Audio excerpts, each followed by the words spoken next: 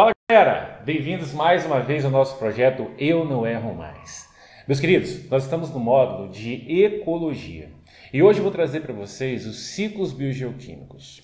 Diante dos ciclos biogeoquímicos de fósforo, cálcio, carbono, oxigênio, água, nitrogênio, aqueles que o Enem mais enfatiza é nitrogênio e carbono. Então, se preparem, porque nós vamos ver primeiro no quadro uma aulinha de nitrogênio, ciclo biogeoquímico nitrogênio, e depois a gente volta para cá e vê o ciclo do carbono. Beleza? Ciclo biogeoquímico nitrogênio precisa de bastante foco, são muitas questões. E aí, pessoal, na nossa plataforma está lá para vocês o PDF, a aula prontinha. Show? Eu sou o professor Charles, professor de Biologia do canal Escola Online.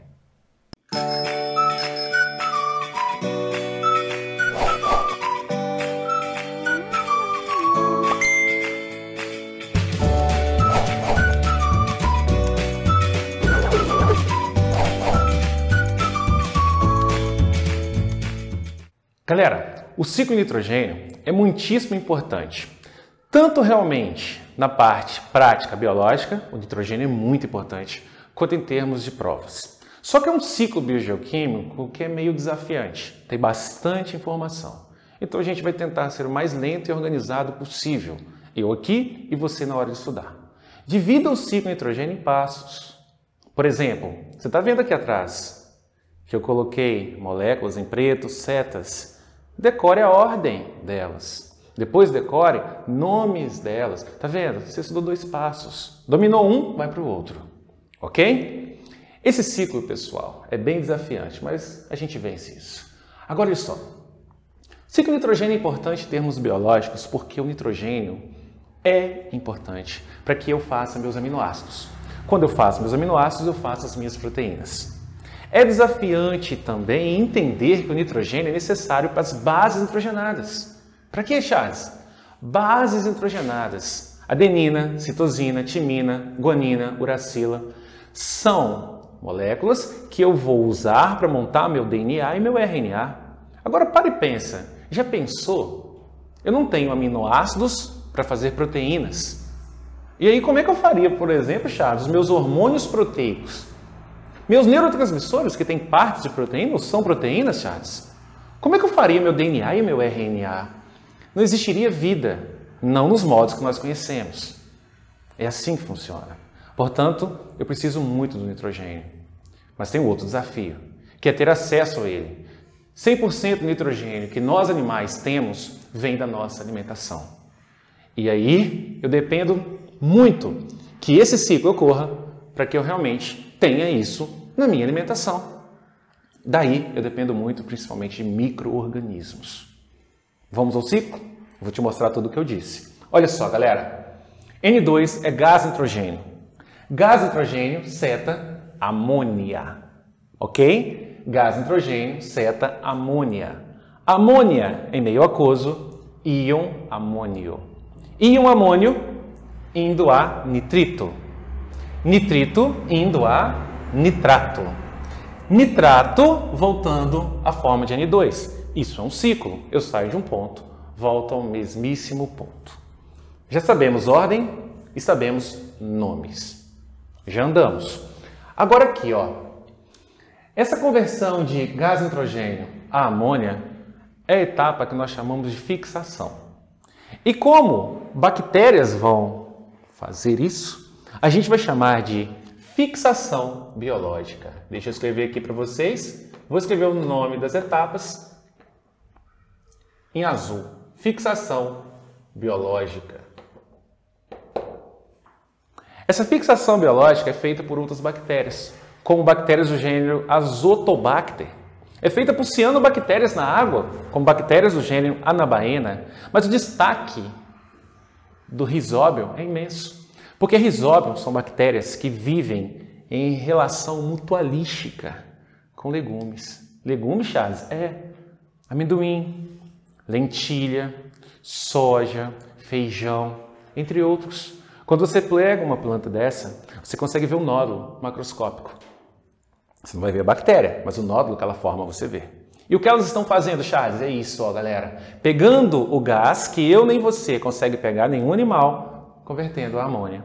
Essa amônia já é absorvida por plantas, no solo, e você come a planta. Não, Charles, eu não como. Você come o animal que come a planta e de qualquer forma você recebe o nitrogênio que estava na atmosfera.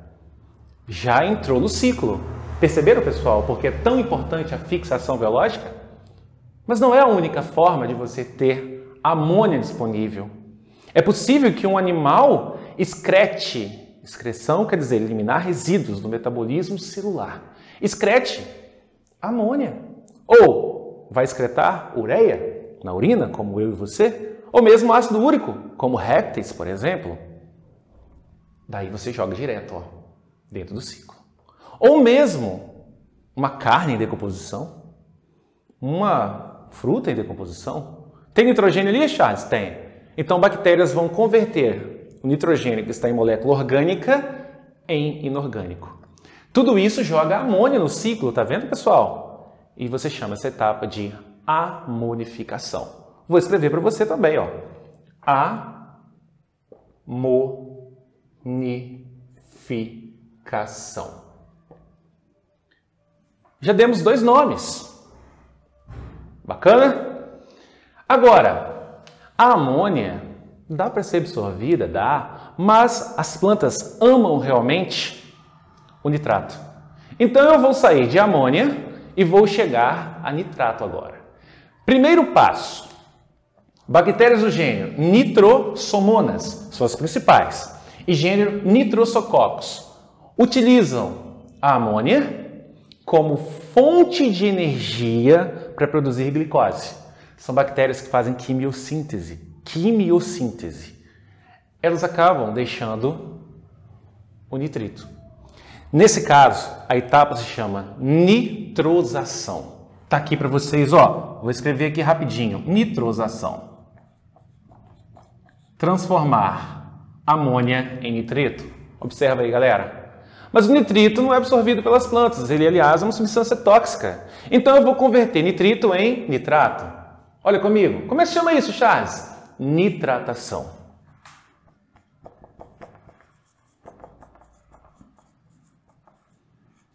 Mas, por vezes, o próprio Enem, que cobra isso muito mesmo, não coloca isso, nitrosação, nem nitratação. Ele faz uma seta assim, ó, que sai de amônia direto para nitrato.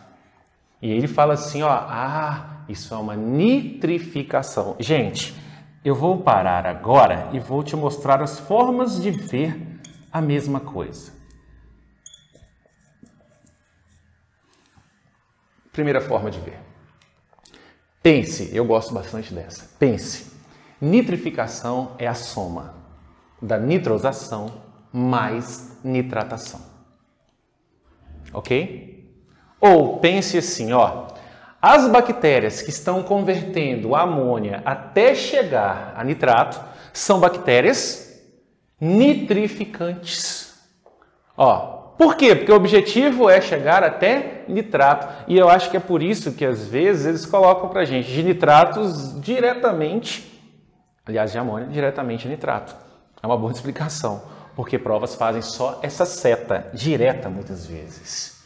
Me fiz entender, pessoal? Mas eu vou voltar, ó. A nitrificação, na realidade, é a soma da nitrosação mais nitratação. Charles, quando é que eu sei o que eles querem? Pelos esquemas. Esse ciclo que eu estou expondo a vocês com a maior riqueza de detalhes possível é um ciclo que é exposto nas questões de nitrogênio continuamente. Beleza? Já vencemos bastante etapas, mas deixa eu fazer um destaque aqui, ó. Principal gênero de bactérias que convertem nitrito em nitrato, Charles, Nitrobacter. Não são as únicas, não são. São os principais. São os principais, ok? Ou, no caso singular, o principal gênero. As principais bactérias que gostam de fazer isso. Agora, moçada, lembra? É ciclo, hein? Então, sai de um ponto, volta ao mesmo ponto. Eu vou agora promover a retirada do nitrogênio. Charles, não é legal. Não é, mas acontece. Eu vou tirar nitrogênio, então estou fazendo uma desnitrificação, ou se você preferir, tira o S. Pode falar denitrificação. Então essa etapa aqui agora é a desnitrificação. Show? Pode chamar denitrificação, você que escolhe.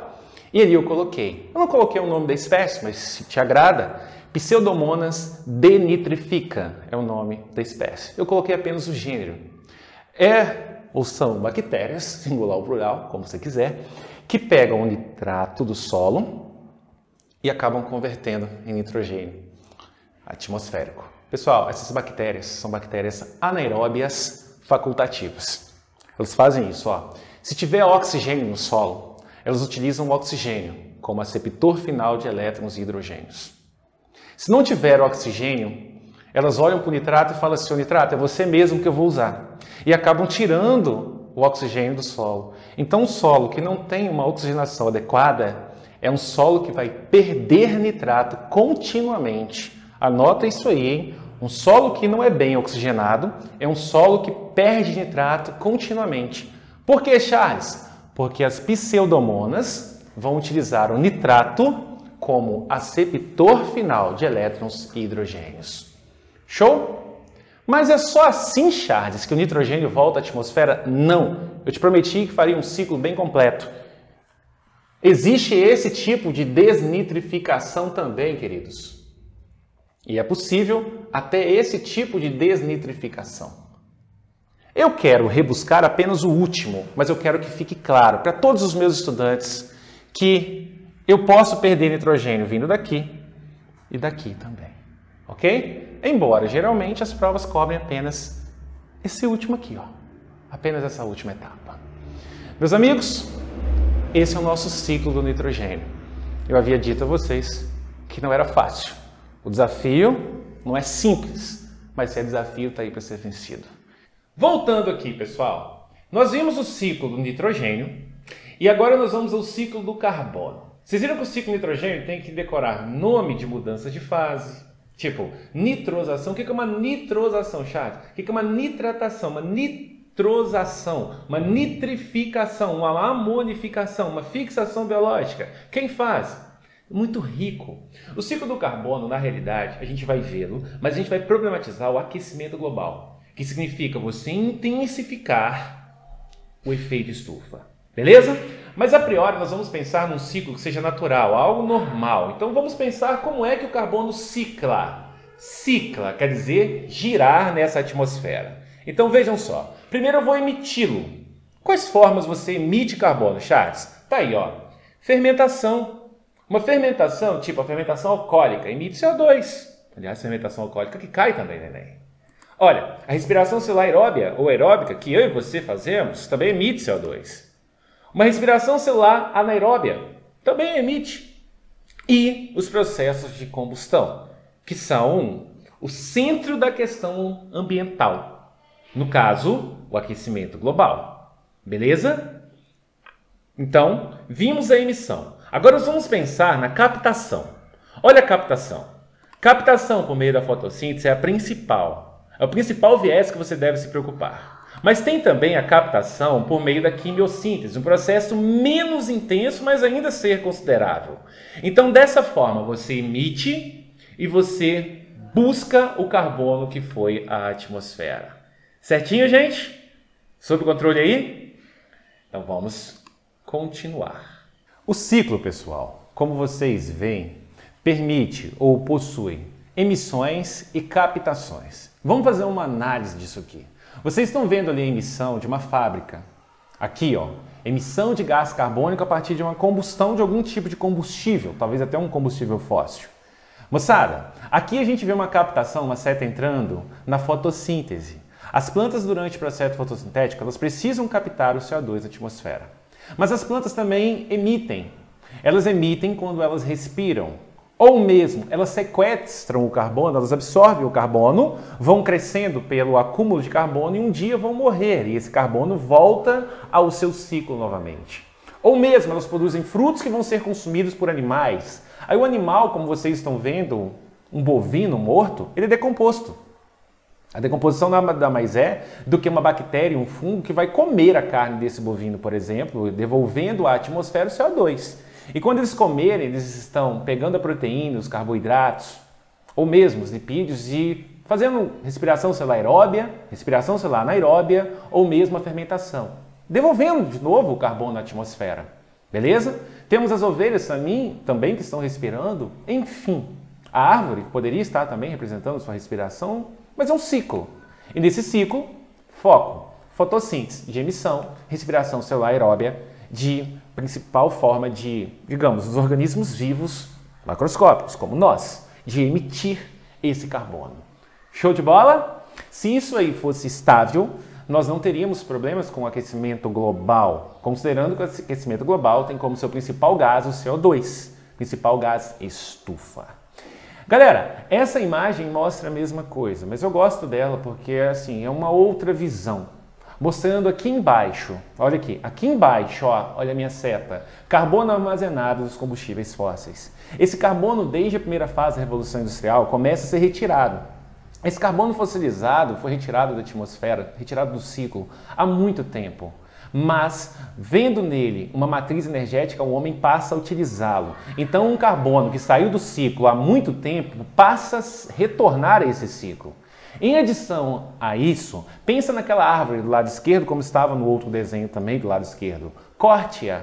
Esses são organismos que captam e sequestram, eles imobilizam o carbono. Por que, Charles? Porque uma árvore que sai de 10 centímetros e chega depois a ser 50 metros, ela faz isso adicionando carbono ao seu organismo. Portanto, é importantíssimo manter as florestas em pé. Beleza? Olha lá, pessoal. Então a gente passa ao aquecimento global, que é realmente a forma real de se ver esse ciclo do carbono. Acúmulo de gases estufa na atmosfera. Você me pergunta, Charles, o que é um gás estufa? É aquele que transforma energia luminosa em energia térmica. Tá aí. Galera, quais são os principais? CO2, CO. Dióxido de carbono, monóxido de carbono. SO2, SO. Dióxido de enxofre, monóxido de enxofre. NO2, NO. Dióxido de nitrogênio, monóxido de nitrogênio.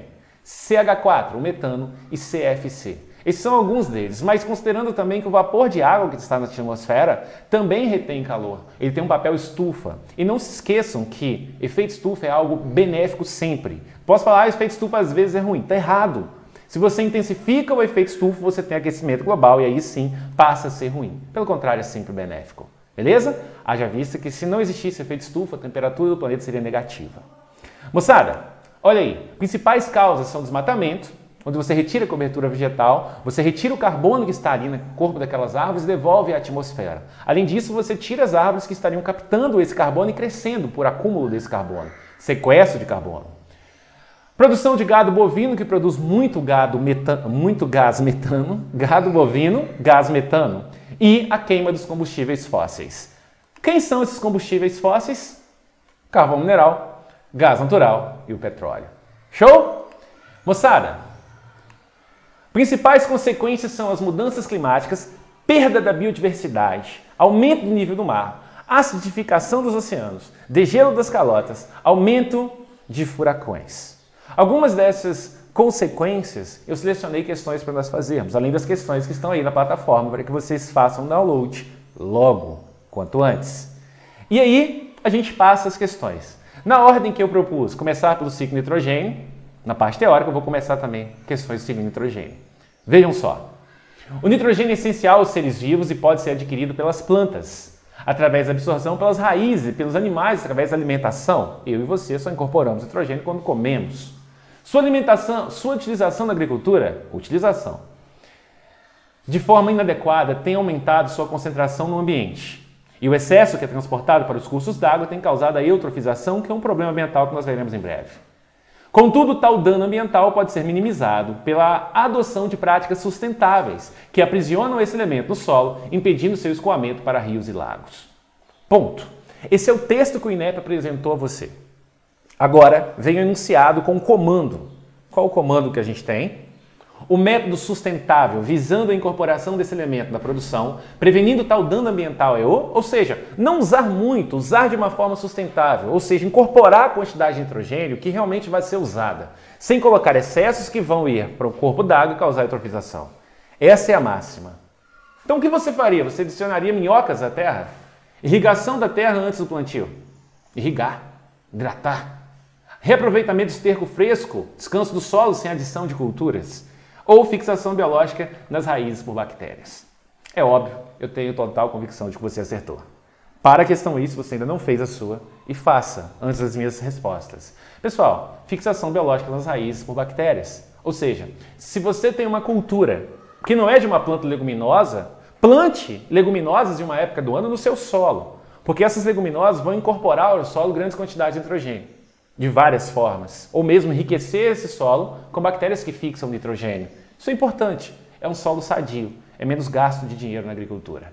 Show? Atividade 2, gente. A modernização da agricultura, também conhecida como Revolução Verde, ficou marcada pela expansão da agricultura nacional. No entanto, trouxe consequências como o empobrecimento do solo, o aumento da erosão dos custos de produção, entre outras. Atualmente, a preocupação com a agricultura sustentável tem suscitado práticas como a adubação verde, que consiste na incorporação ao solo de fitomassa de espécies vegetais distintas, sendo as mais difundidas as leguminosas. Ok, foi me dado um cenário para pensar. Aí vem.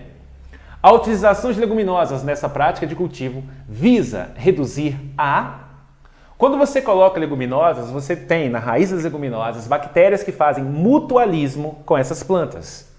E aí o que você vai reduzir? Utilização de agrotóxicos? Agrotóxicos são substâncias químicas que vão combater, por exemplo, insetos, moluscos, fungos. Letra B, atividade biológica do solo. C, necessidade do uso de fertilizantes. D, decomposição da matéria orgânica. E letra E, capacidade de armazenamento de água no solo. De novo, ao usar leguminosas no solo, essa prática de cultivo visa reduzir o quê? O que você colocou aí? Letra C, necessidade do uso de fertilizante. Tendo leguminosa, você faz essa rotação de cultura e vai ter de comprar menos fertilizantes nitrogenados. Bacana? Vamos à terceira. Na técnica de plantio conhecida por hidroponia, os vegetais são cultivados em uma solução de nutrientes no lugar do solo, rica em nitrato e ureia. Nesse caso, ao fornecer esses nutrientes na forma aproveitável pela planta, a técnica dispensa o trabalho das bactérias fixadoras do solo, que na natureza participam do ciclo... E aí, pessoal? Tranquilo demais, né? Na natureza, essas bactérias participariam do ciclo do nitrogênio? Óbvio, né? Tá indo bem aí? Comenta pra mim como é que foi. Gente, os oceanos absorvem aproximadamente 1/3 das emissões de CO2 procedentes das atividades humanas, como a queima de combustíveis fósseis e as queimadas. O CO2 combina-se com as águas dos oceanos, provocando uma alteração importante de suas propriedades. Pesquisas com vários organismos marinhos revelam que essa alteração nos oceanos afeta uma série de processos biológicos necessários para o desenvolvimento e a sobrevivência de várias espécies da vida marinha. A alteração que se refere ao texto diz respeito ao aumento. Veja só, quando o CO2 se combina à água, há uma reação que leva à formação de H2CO3, o ácido carbônico. Esse ácido carbônico vai se dissociar, tendo prótons H+ em meio aquoso, o que faz com que a água do oceano fique acidificada. Eu coloquei isso para vocês como consequências do aquecimento global. Então essa acidificação do oceano é um problema. Meus amigos, mas tem uma questão que vai vir à frente que vai elucidar isso aí de novo. Mostrando que o CO2 leva, além do aquecimento da água do oceano, leva também a sua acidificação. Mas segura aí.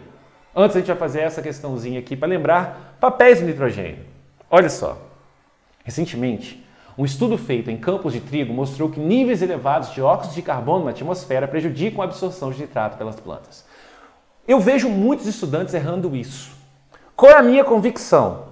Se eu aumento o nível de CO2 na atmosfera, a planta absorve menos nitrato. De novo, eu aumento o nível de CO2 na atmosfera, a planta absorve menos nitrato. Está vendo a correlação? São dois processos. Está falando de CO2, está falando de nitrogênio. Mas o que interessa no Enem é você entender o comando dado. Não pode ficar divagando em várias direções, senão a questão te enrola. Cuidado. Foco nessa primeira frase. Vamos lá. Consequentemente, a qualidade nutricional desses alimentos pode diminuir à medida que os níveis de dióxido de carbono na atmosfera atingirem as estimativas para as próximas décadas. Nesse contexto, a qualidade nutricional do grão de trigo será modificada primariamente pela redução de... Vejam, se você reduz a absorção de nitrato do solo pela planta, você vai reduzir tudo que necessita de nitrogênio para ser produzido. Dentre as perspectivas aí, amido, carbono, hidrogênio e oxigênio para fazer um amido. Frutose, carbono, hidrogênio e oxigênio. Lipídios. Depende do tipo de lipídio. Pode até ser que eu tenha necessidade do nitrato para a sua formação, porque tem lipídios que possuem nitrogênio. Celulose, carbono, oxigênio e hidrogênio. Proteínas são feitas de aminoácidos. O grupo amino tem nitrogênio. Então, essa é a nossa resposta. E aí, pessoal? Como é que tá indo? Acertou isso aí? Espero que sim, hein? Então, vamos à nossa última questão, que fala sobre a acidificação. Antes de lê-la, eu vou com vocês na figura. Lê comigo. Número 1, dióxido de carbono na atmosfera. Combinando com a água, dióxido de carbono dissolvido na água, mais a própria água, formando H2CO3, que é o ácido carbônico. Esse ácido carbônico se dissocia em um bicarbonato, HCO3-, mais prótons H+. O íon bicarbonato se dissocia mais uma vez, formando o íon carbonato, o CO3 2-, e próton H+. Esse próton H+ determina que esse meio esteja ácido. Vamos à questão. Parte do gás carbônico da atmosfera é absorvida pela água do mar. O esquema representa reações que ocorrem naturalmente em equilíbrio no sistema ambiental marinho. O excesso de dióxido de carbono na atmosfera pode afetar os recifes de corais e afeta realmente os recifes de corais. O resultado desse processo nos corais é o ou a primeira proposta, branqueamento levando à sua extinção e morte. O branqueamento dos recifes de corais se dá pela morte de algas, o que em parte está certo, porque o aquecimento da água do mar leva à morte de algas, sim. Beleza? Algas zooxantelas, por exemplo. A B diz que excesso de fixação de cálcio provocando calcificação indesejável. A C diz menor incorporação do carbono, afetando seu metabolismo energético. Incorporação de carbono é estranho, parece até falar comigo que o coral, que é um animal, faz fotossíntese. Letra D, estímulo da atividade enzimática, evitando a descalcificação dos esqueletos. O que aproveitar na D, Charles? Nada. Nada. Letra E, dano à estrutura dos esqueletos calcários, diminuindo o tamanho das populações. Pessoal, esse íon carbonato aqui do desenho, ele deve ser incorporado pelo animal, ele deve ser captado pelo animal. No meio ácido, isso se torna muito complexo de ser feito. O animal não consegue captar da água o íon carbonato. E aí, como o seu esqueleto tem carbonato, esse animal vai ter um esqueleto fragilizado. Se tratando de um coral, que é um quinidário, ele tem um exoesqueleto de carbonato de cálcio. Isso vai trazer sérios prejuízos a esse animal. Beleza? Eu quero comentários nessa aula, quero saber como vocês foram. E se prepare que está vindo aí a nossa aula de desequilíbrios ambientais. Questões assim, difícil até fazer uma lista, porque são muitas questões mesmo. Sigam com a gente, galera. Nosso projeto Eu Não Erro Mais está aí bombando, hein? Abraço e cuidem-se.